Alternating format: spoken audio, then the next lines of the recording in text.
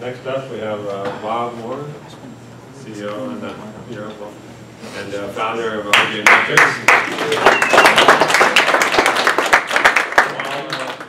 While Bob's getting set up, we're going to be giving away a $100 Amazon gift card at the end of the night. So if anyone hasn't, anyone last-minute business cards, collect a few more. It must be present to win, so you got to stay for Bob's demo. But also, we provide free evaluations. So if you're interested in trying it out with data sets and whatnot, we can set someone up for you. So if you're interested at the end, please come see me and we'll talk on setting that up. Thank you.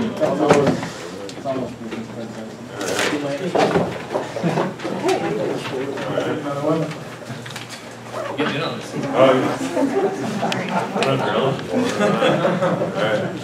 Take it away, Bob. Okay, thanks everybody. That was an awesome demo. Backs that up, by the way. Very cool stuff. I've heard a lot of really good things about the company. It's cool to kind of see it in action.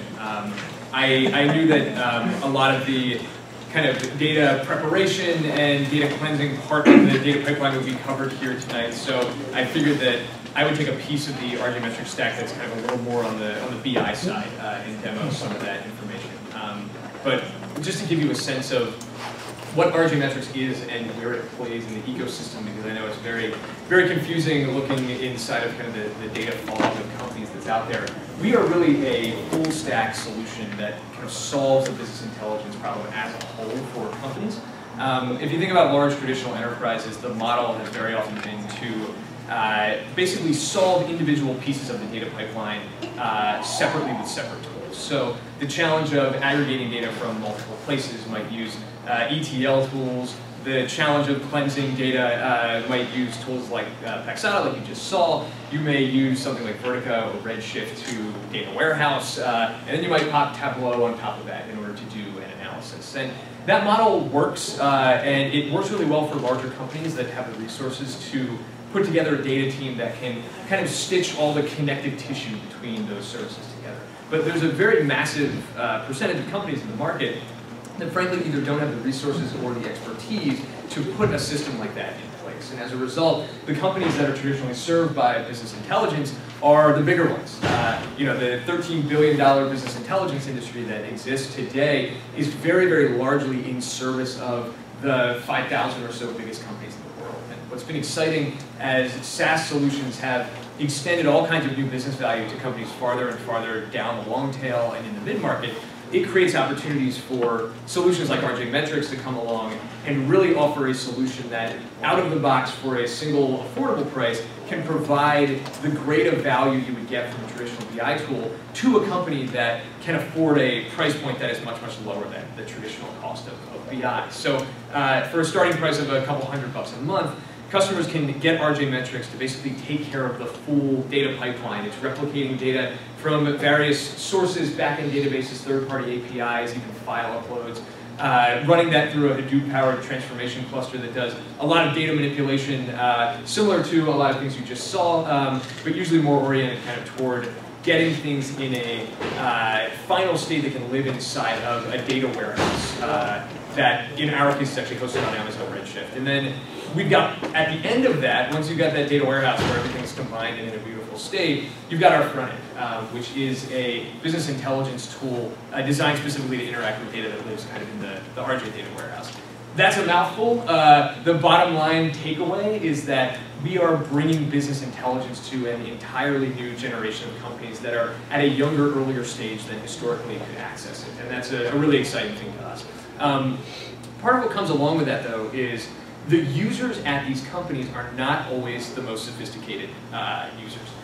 They do not always have a data scientist in-house, and even when these companies do have a data scientist in-house, they may not have that person making the highest leverage use of their time as a result of all the other business users that would get lost in Tableau very rapidly, that would have challenges writing their own SQL queries.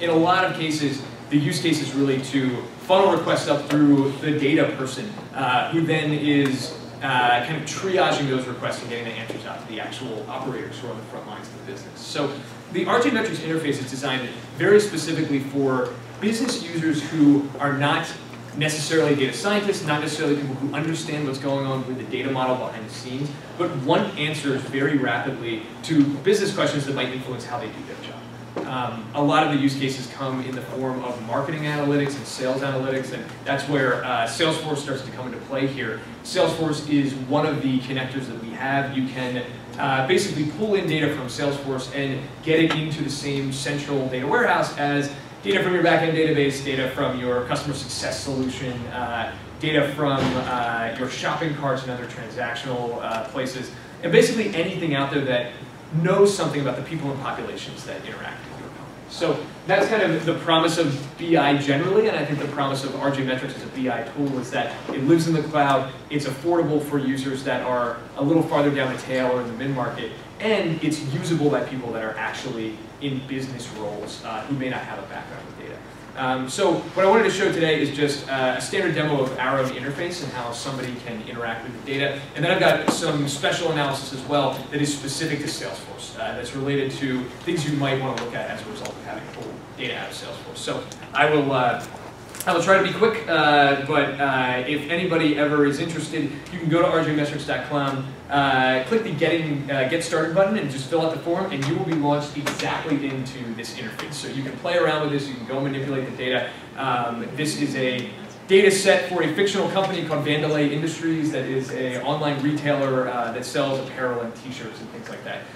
And it's a pretty robust data set, so you can do a lot of fun things with it. When you get into the RJ interface, you're immediately presented with your default dashboard, which obviously, we have kind of the standard universe of visualizations, pie charts, line charts, bar charts, etc., and dashboard navigation that allows you to go through all the different sets of charts that kind of make sense from a business standpoint for the person using them. So you get full control in the interface over kind of where things live, and everything kind of works the way that you expect that it will from a drag and drop perspective and whatnot. But the real power starts to come in when you actually edit these charts or are creating a chart from scratch. And I want to go through the process of actually doing that. So, pretending that you are a business user working from that perspective, maybe you want to see a chart, for example, of the percentage of revenue that is coming from new customers versus repeat customers. So in this case, we've launched the report builder and we're going to start a new report here. And we'll just click Add Metric. And we knew that revenue is what we're focused on. And we find that metric here. Immediately, just by choosing the metric, it's displaying the revenue of the business over time. We may want a specific time period here, so we can limit that either by specific date ranges or kind of a rolling date range here. In this case, let's do something like the last 365 days. And we've noticed that we don't have a ton of data for March yet, so we'll cap that so that we're actually eliminating the last month as well. So we end up with this data that we've got, and maybe we want to view that by day instead of by month. All of these things really are just an interface allowing the business users to manipulate this data in the way that's most valuable to them. Now, this is absolute revenue. We talked about looking at the percentage of revenue that are coming from repeat customers, for example. So here we're able to actually just duplicate this metric that we've got in the chart builder. So now we've got two metrics that are identical that are sitting right on top of one another. Then what we can do is apply a filter to one of the ones that is here and actually pull from all of the dimensions that exist inside of your data warehouse. Now, if you had used a tool like Paxata to prepare your data and kind of get it into something that RJMetrics then replicates from, you could obviously imagine all the different ways that you might be able to create dimensions here. You can do that through string manipulation, you can do that through any kind of aggregation against other tables, etc. And we have native functionality that provides that as well. So one thing that we most likely want to do here, since we're talking about repeat customers, we probably want to know something about the customer's order number. And we're going to choose that dimension. And we're going to make sure that in this second metric here, we're really only looking at orders that are greater than 1. So the second order, the third order, etc. And we can apply those changes. And what we'll quickly see as the data refreshes is that we get some differentiation here in terms of the two of these.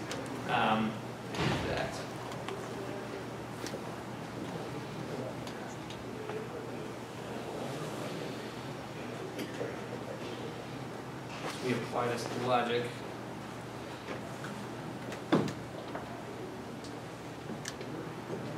Cool. So you can kind of see these sitting on top of one another. The two things are not super different here. So what may be interesting to look at, let's see, is if we were to see an analysis, for example, of, let me check this out actually.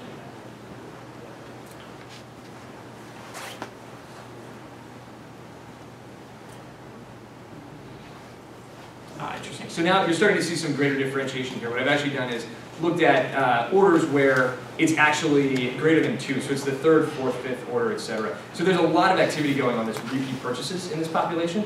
And already we're able to see kind of where the differentiation comes in terms of which revenue is coming from, high levels of repeats. So here we're going to just call this metric total revenue.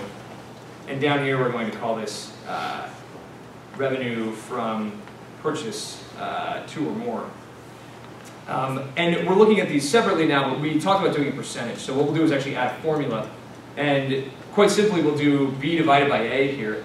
And we'll view that on a percentage basis. And then we'll actually opt to hide the 2 that we just created so that we just view the percent. And call this percent of revenue from repeats. And now, this is a bit messy, a bit noisy, so maybe instead of doing this by day, it might be more helpful to view it by month. And we get a pretty clear picture here of the percentage of revenue that's coming from repeat purchasers. Now, what gets exciting is when you start to segment beyond this point, and this is where things like the Salesforce data start to come into play, because as you get a universe of dimensions on your data that tell you things about your customers, you can identify these values that kind of feed into indications of customer lifetime value and customer worth by ways that you have interacted with them through any number of external tools. So certainly there's data in your backend database that tells you behaviorally what people have been doing in terms of their relationship with your company, but you can pull in data from Zendesk that will talk about, has this person completed a customer support ticket at some time in the last 30 days. You can pull in data from MailChimp that will have information about the campaigns that they may have been placed on, emails that they may have opened specifically.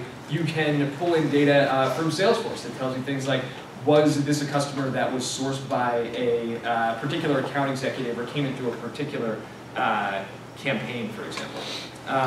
So let me actually switch over to the context of Salesforce a bit. And the cool thing we can do here as well is we can say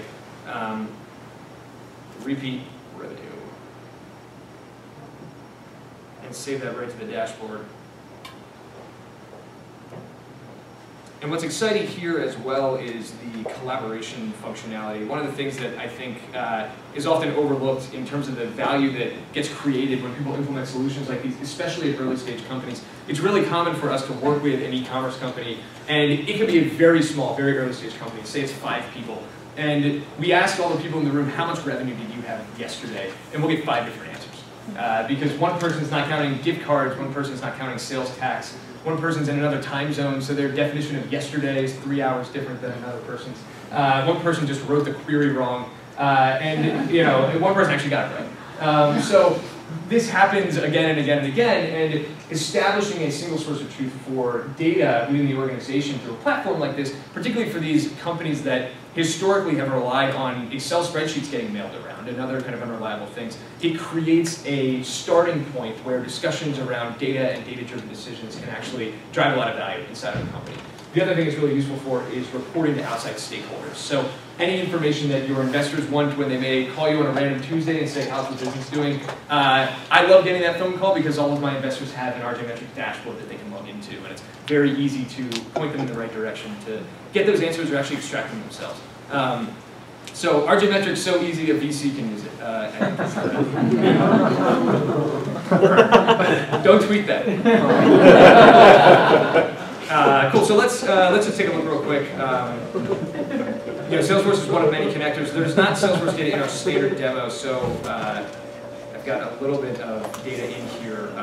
This is kind of a simulation of some of the things that you can look at. And what gets really interesting for us here is in a business like ours, so we're B2B, we're doing kind of the Aaron Ross predictable revenue playbook. If you're not familiar with that, it's basically we have a number of very junior sales reps that if you've ever gotten that annoying email in your inbox that says, hey, who's the appropriate person for me to contact in your organization? That's somebody who's pursuing that strategy of customer acquisition. We've got a ton of those, and it's very interesting to watch the companies that are sourced by our outbound sales reps as they evolve as customers over the long term. And you look at the churn rates, and you look at the retention and the upsells, and you understand the quality of the customers that are coming in. And I think one of the things that's been really exciting for us to see is that there are certain sales reps where it is extremely predictable that they will have a higher churn rate than the rest of the pack.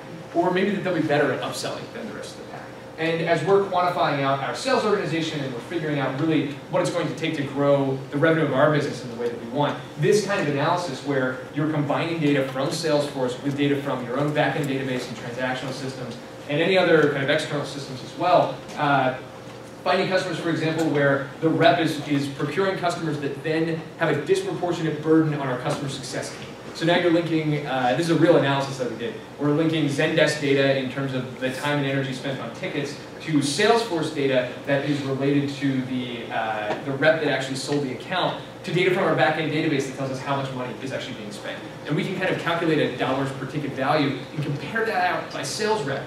And what that represents at the end of the day is, are these sales reps selling people on a dream that is not a reality? Are there reps out there that are getting people kind of forced through the system and then they create a disproportionate burden on the customer success organization? This is the kind of analysis that you can do on the fly with RJ and really get the answers out. So, I won't walk you through the whole report builder again, but I think there's a universe of looking at the conversion funnel, looking at churn rates by rep, and kind of looking at specific sales analytics in the context of all those other data sources where if you, as a company that even is, whether it's 10 people or 10,000 people, there's very real value that you can pull from this.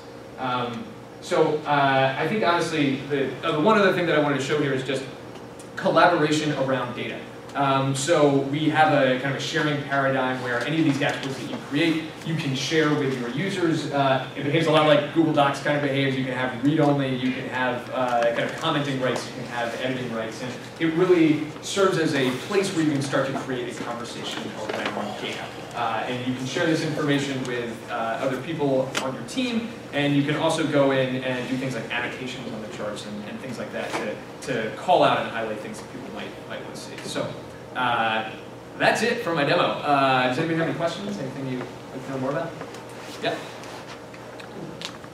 How is pricing flat, or is it based on level of functionality or number of users, or how does that work? And, sure. And then there's a follow-on question of, do you have a nonprofit discount? Yes, great question. Pricing is based on the quantity and diversity of your data. So there is a kind of an absolute platform price that's based on just how much data you have, absolutely speaking, and then if you are making very heavy use of our connector ecosystem and connecting to a lot of different data sources, you can potentially move up into a higher tier. Just to be clear on where pricing actually is, pricing starts for most companies at $1,500 a month, so it's an $18K a year commitment. But there are ways to get that pricing pushed down, including we have some flexibility in working with nonprofits, also very early stage companies or pre-funding companies that want to get on board.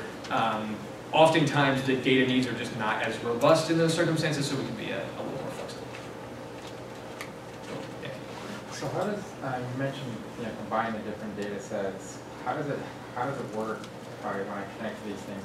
Do I identify like a primary key, foreign key? Like how do I join the Zendesk data to the Salesforce data? Is that something that I'm going to have to do myself prior using outside of some of the other tools? Yeah, really good question. So we have an interface that honestly is probably 10 to 20% of the functionality of what you just saw in Paxata that is specifically geared around joining up against particular primary keys and manipulating data in certain ways such that you can, if you want to have a pre-calculated value that is an aggregated customer's lifetime spend that lives on the same table or cube as the absolute customer lookup, you can absolutely do that. Also, as part of our onboarding process, our analysts will do that for you. So most of the companies we work with, it's kind of a given for us that we have our team investing time proactively in getting the initial setup going, and then we do a training session where we show people how they can self-manage, or there's actually unlimited support included with our program. So we kind of have built into our pricing some degree of our human beings helping guide the process along. Cool, really appreciate the time. Hope to chat with you.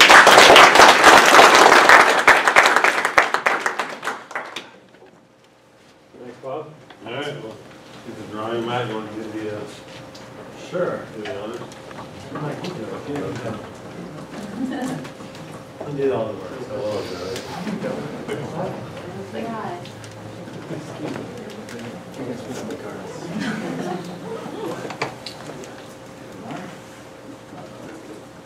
Rudolph Martin.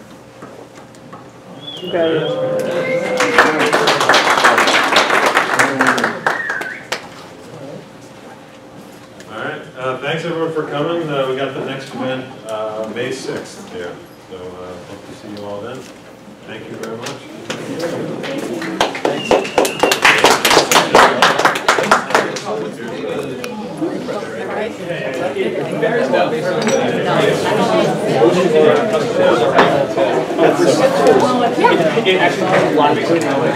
Ah, is that yours? No. Hi. You all just started that? You realize I live on the east avenue. Oh, you do? I go by there. I walk by there. Oh, you do? Good to see you. I'm Chris. I've got a film in here. Yeah. You're right. Yeah. You might already have Salesforce. That's very good. That's all right. That's all right. I think it's generally works out part of that.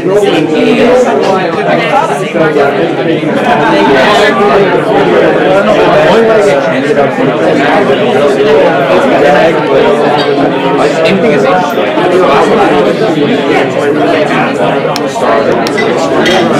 I'm more scared.